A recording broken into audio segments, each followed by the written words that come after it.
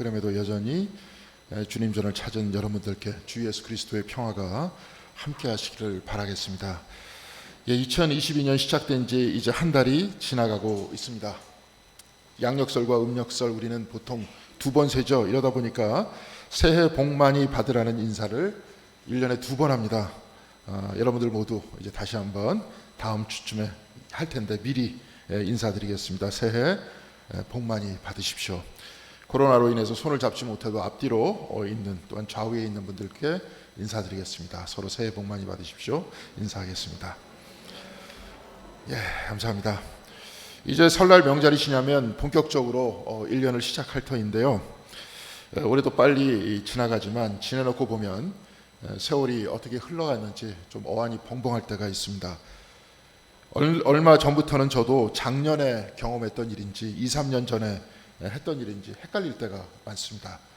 요즘 전화기가 좋아서 사진을 찍어 놓으면 구글에서 편집을 해서 몇 년 전 사진이라고 아예 앨범까지 만들어서 이렇게 띄워주는데요. 이 사진을 보면 벌써 이 사진을 찍은 지가 3년 전인가 할 때가 많습니다. 그만큼 이제 시간의 흐름이 빠르게 느껴지는 겁니다. 학교에 다닐 때는 내가 몇 학년이라는 사실을 항상 머릿속에 인지하고 있고 선배나 후배가 위로 또한 아래로 있기 때문에 세월을 정확하게 인식하면서 살아가지만 지금은 이런 문화에서 제가 살지 않기 때문에 세월의 흐름을 쉽게 감지하지 못하는 거죠. 특히 저는 목사이기 때문에 매주 새로운 설교를 작업해야 됩니다. 물론 새벽 예배와 수요 예배도 있지만 특별히 제가 집중하는 것은 주일 설교인데 이러다 보니까 저에게는 시간 단위가 약 일주일로 딱 잘려져 있는 것 같습니다. 학교에서 학생을 가르치는 선생님들은 아마도 한 학기 단위로 시간을 계산할 것이고 회사는 분기별로 시간을 나눌 겁니다. 이러다 보면 서로 시간을 이해하는 방식이 달라집니다. 일본의 물리학자 다케우치 가오르가 쓴 시간론이라는 책에는 대단히 재미있는 이야기가 있습니다. 물리학자들이 같이 저녁에 식사를 하는데 한 친구가 문제를 냅니다. 지구 이쪽 편에서 반대편, 그러니까 이를테면 한국에서 남미 아르헨티나까지 가장 빨리 갈 수 있는 방법은 무엇인가? 이때 한 친구는 지구 한복판에 구멍을 뚫어서 가면 가장 빨리 간다고 그렇게 이야기했고 또 다른 친구는 블랙홀로 들어가서 화이트홀로 나오면 순간적으로 이동할 수 있다 이렇게 말했습니다. 그런데 문제를 낸 그 친구는 다 틀렸다고 하면서 좋아하는 여자친구랑 비행기를 타고 가면 가장 빨리 도착한다 이렇게 말했습니다. 군 생활을 하셨던 분이라면 군에 있을 때에는 시간이 안 가다가 휴가 나오면 시간이 너무 빨리 지나가죠. 학교 다닐 때도 그렇습니다. 학기 중에는 시간이 안 가지만 방학 동안에는 잘 갑니다. 시간은 똑같이 흐릅니다. 그러나 내가 어떤 마음 상태에 있는가에 따라서 좋아하는 것을 하고 있을 때는 빨리 지나가고 싫어하는 것을 하고 있을 때는 시간이 늦게 지나갑니다.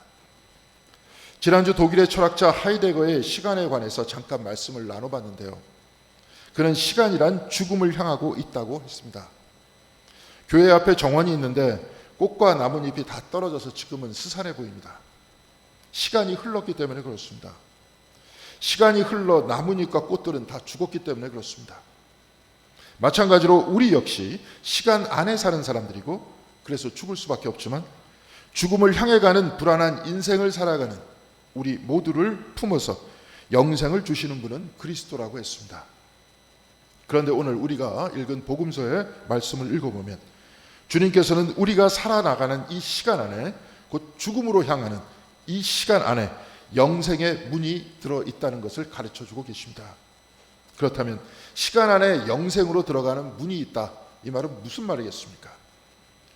오늘 신약 성경의 본문 누가복음 4장 14절과 15절에 의하면 예수께서 성령의 능력으로 갈릴리에 돌아가시니 그 소문이 사방에 퍼졌고 친히 그 여러 회당에서 가르치심에 뭇사람에게 칭송을 받으시더라 이렇게 되어 있습니다. 그런데 오늘 본문 제16절에 예수께서 그 자라신 곳 곧 나사렛에 이르사 안식일에 늘 하시던 대로 회당에 들어가서 성경을 읽으려고 서심해 이렇게 기록되어 있습니다.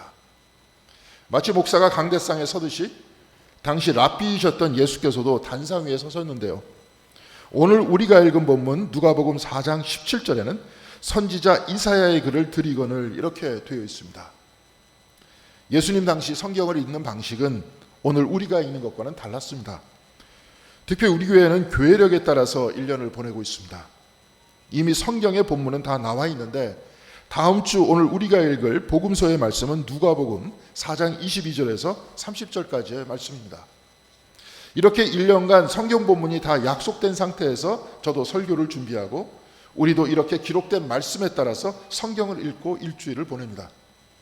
일전에도 말씀드렸지만 교회력이란 예수 그리스도의 발자취를 따라 1년간 동행하는 것이라고 했습니다.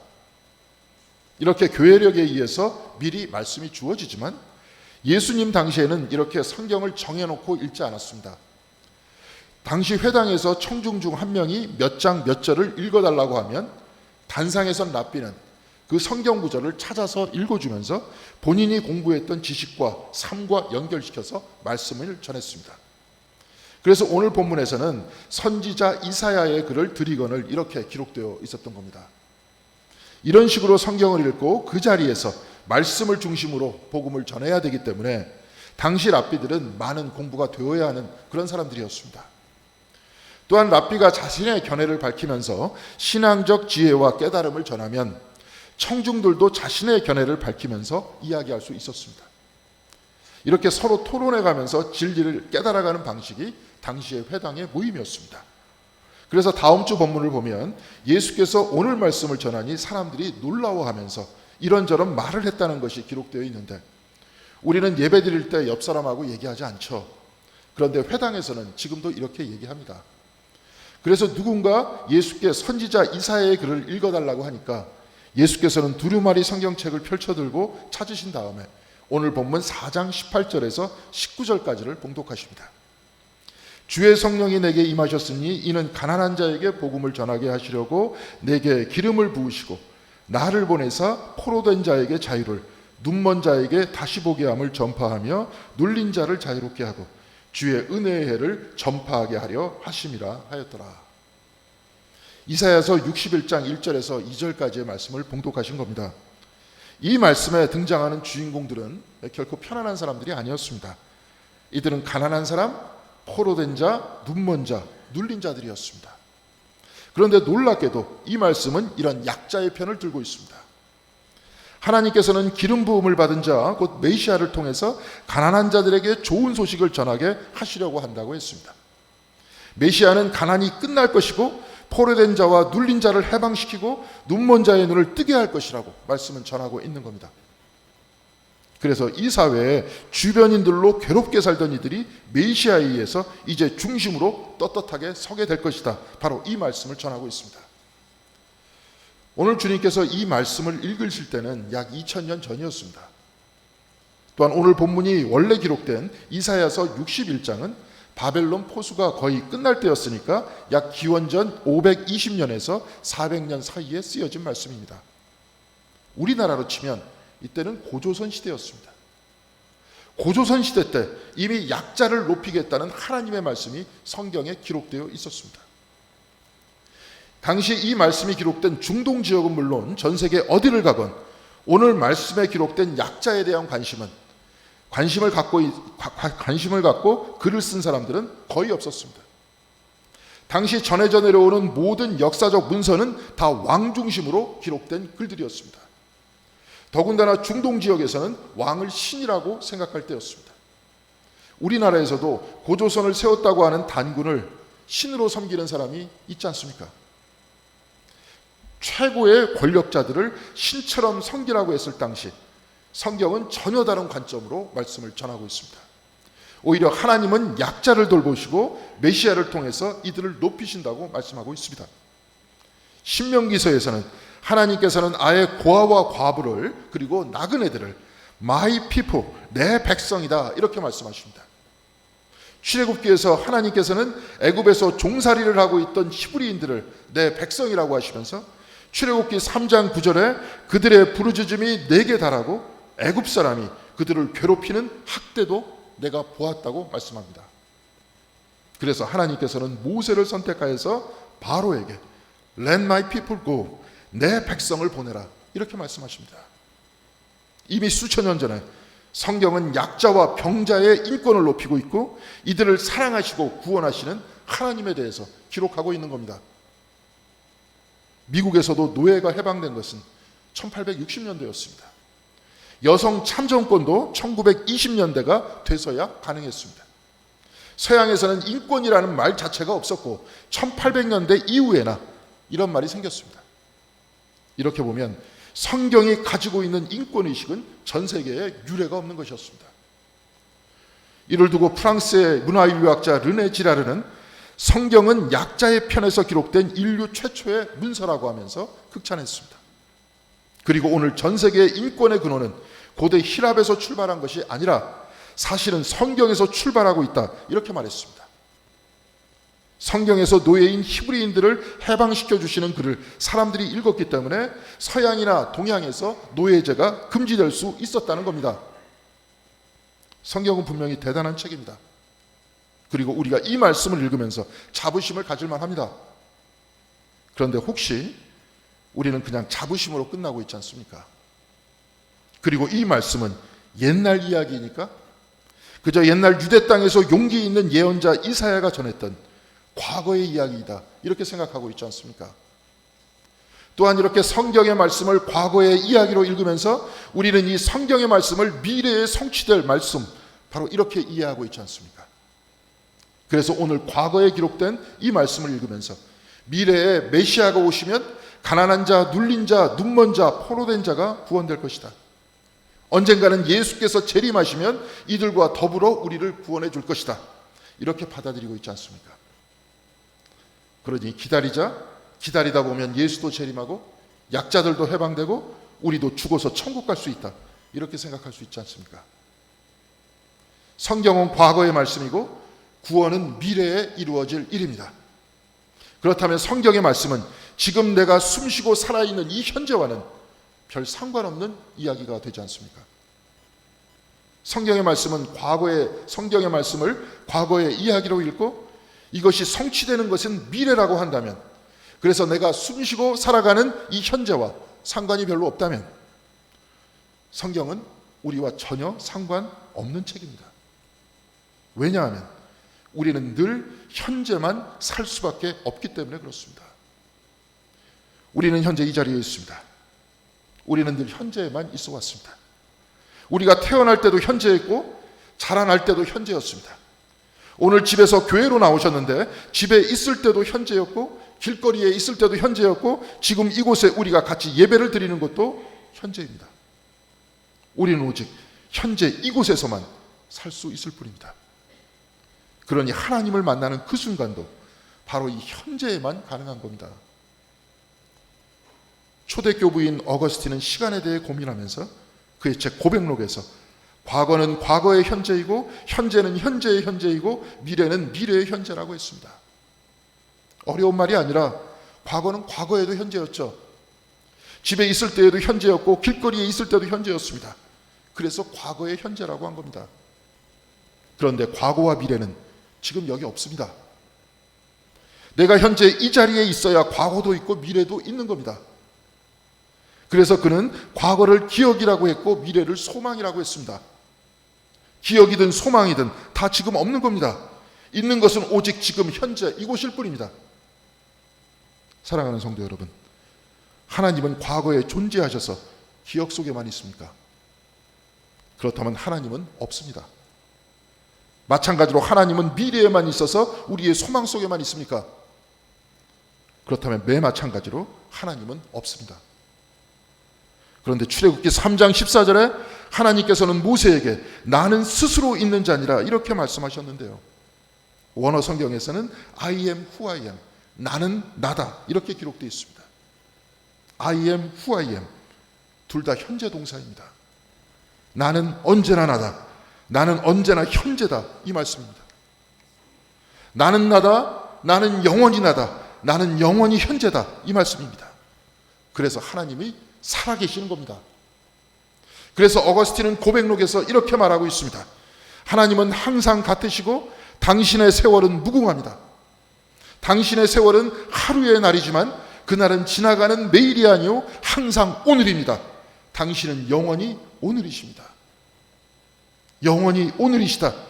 영원히 현재에 계시다는 겁니다. 그래서 하나님은 영원히 살아계신다. 바로 이 말씀이 아닙니까? 시간은 왔다가 사라집니다. 오늘은 2022년 1월 23일입니다. 2022년 1월 22일은 지나갔습니다. 2022년 1월 22일은 더 이상 영원히 존재하지 않습니다. 오직 우리의 기억 속에서만 존재할 뿐입니다.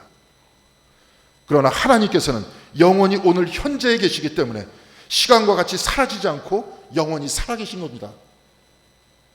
비록 우리는 영원하지 않지만 우리도 역시 현재 이 자리에서만 숨을 쉬고 살아갈 수밖에 없습니다. 그래서 우리가 영원하신 하나님과 만나는 곳은 지금 이곳밖에 없습니다. 오직 우리가 살아 숨쉬는 현재에서만 만날 수 있는 겁니다. 좀 전에 윤미숙 권사님께서 구약과 복음서의 말씀을 읽으셨습니다.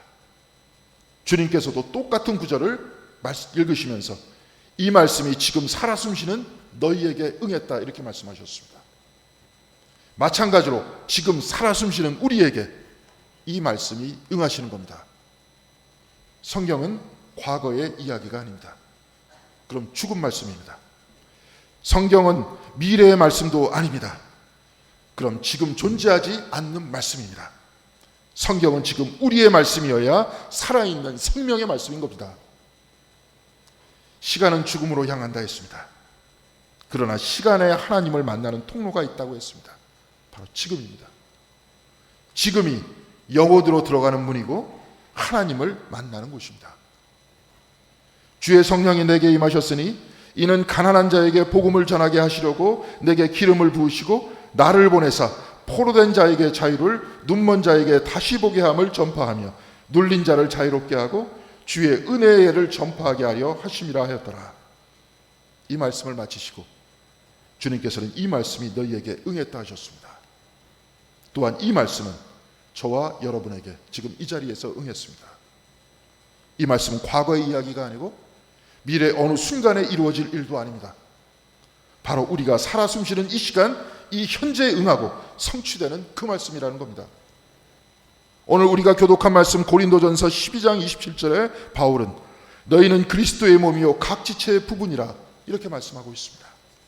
그리스도의 몸이요 각 지체의 부분이었다가 아니고 그리스도의 몸이요 각 지체의 부분이 될 것이다 이 말씀이 아닙니다. 지금 우리가 그리스도의 몸이고 지금 지체의 각 부분이다 이 말씀입니다. 저와 여러분은 이미 예수 그리스도와 한 몸 된 사람이라는 겁니다. 그리스도께서 가난한 자에게 복음을, 포로된 자에게 자유를, 눈먼 자를 다시 보게 함을, 눌린 자를 자유롭게 하신다고 하면서 이 말씀이 너희에게 응했느니라 하셨다면 그리스도와 한 몸 된 우리에게도 이 말씀이 응한 겁니다. 그리고 응했다고 깨닫고 끝나는 것이 아니라 지금 이 말씀이 우리에게 응하여 우리가 오늘 내가 살아 숨쉴 때 가난한 자에게 좋은 소식을 전하고 포로된 자에게 자유를 주고 눈먼 자를 다시 보게 하고 눌린 자를 자유롭게 해야 하는 바로 이것이 우리의 삶이 되어야 하는 것 아닙니까? 우리는 과거에 기록된 성경의 말씀이 미래 그 어느 순간에 이루어진다 생각해 왔습니다. 미래 주님이 재림하든지 미래에 내가 죽어서 천국 간다 생각하면서 그렇게 신앙생활을 해왔습니다. 그래서 우리의 삶의 현재는 늘 무기력했습니다. 그런데 주님은 이렇게 가르치신 적 없습니다. 오늘 말씀과 같이 이 말씀이 우리에게 응했다고 하면서 예수 그리스도와 한 몸 되어서 당신의 지체가 되어서 그리스도와 같이 살아내라고 그렇게 가르치고 계신 겁니다. 하나님께서는 영원히 현재에 계십니다. 하나님께서는 늘 현재 우리와 함께 계신데도 불구하고 우리는 늘 과거의 말씀만 읽고 영원히 오지 않는 미래만을 바라보면서 현재 지금 이 순간을 허비하고 있지 않습니까? 그러나 주님께서는 바로 우리가 숨을 쉬는 자리, 바로 이곳으로 우리를 부르십니다. 이곳으로 우리를 청하면서 너희에게 오늘 이 말씀이 응했느니라 이렇게 말씀하십니다. 사랑하는 성도 여러분, 하나님의 창조가 지금 이 자리에서 일어나고 있습니다. 하나님은 지금 이곳에 계십니다. 지금 저와 여러분이 모두 다함없이 주시는 하나님의 생명을 받아 살아가고 있습니다. 지금 교회의 지붕 위를 날아다니는 새와 땅 위의 식물들과 눈에 보이지 않는 미생물까지 하나님께서 지금 이 순간 주는 생명을 받아서 살고 있습니다. 이 땅에 있는 모든 피조물들 단 하나도 하나님 없이는 존재할 수 없고, 지금 이 자리에 살아계시는 하나님의 생명 없이는 살아갈 수 없습니다. 이 위대한 하나님의 역사 안에서 영원한 현재 안에 살아있는데도 과거만 보고 미래만 보고 있다면 오늘 말씀에서 전하는 눈먼 자들이 바로 우리들이 아닙니까? 그렇다면 우리의 눈이 먼저 열려야 합니다. 또한 우리도 이 세상의 눈먼 사람들의 눈을 뜨게 해야 합니다. 바로 이것이 선교이고 이것이 전도입니다. 우리는 주님의 지체됐다 했습니다. 하나님께서 예수께 기름을 부으시고 그리스도 곧 메시아로 세우시면서 이사야의 예언을 응하게 하셨듯이 주님의 지체된 우리에게도 하나님께서는 기름을 부으시고 그 말씀이 오늘 우리의 삶에 그 자리에서 응했다고 그렇게 말씀하고 계십니다. 우리 교회의 표현은 생명, 평화, 영성입니다.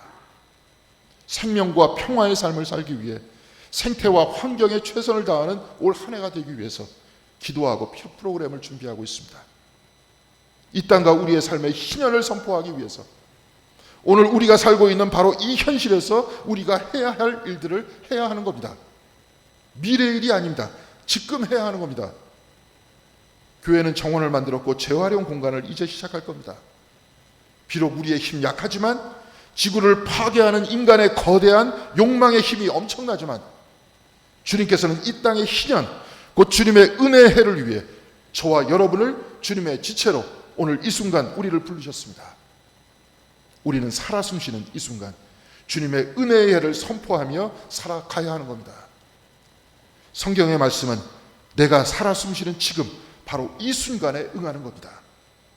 이곳에서 이 말씀은 가난한 자에게 좋은 소식이고, 이곳에서 오늘 현재와 눌린 자와 포로된 자를 해방하는 말씀입니다. 이곳에서 이 말씀은 희년을 선포하는 말씀인 겁니다.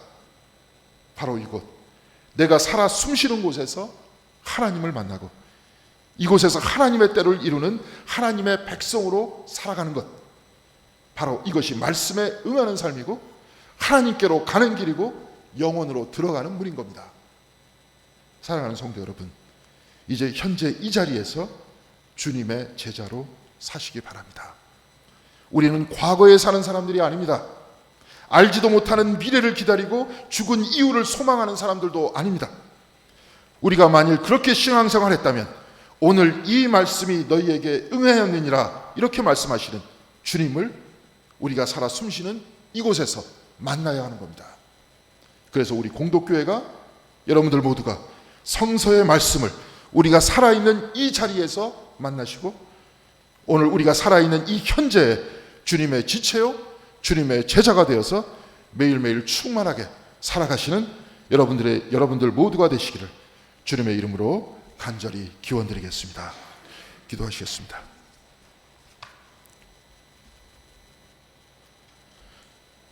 (2022년) 벌써 22일이 지났습니다.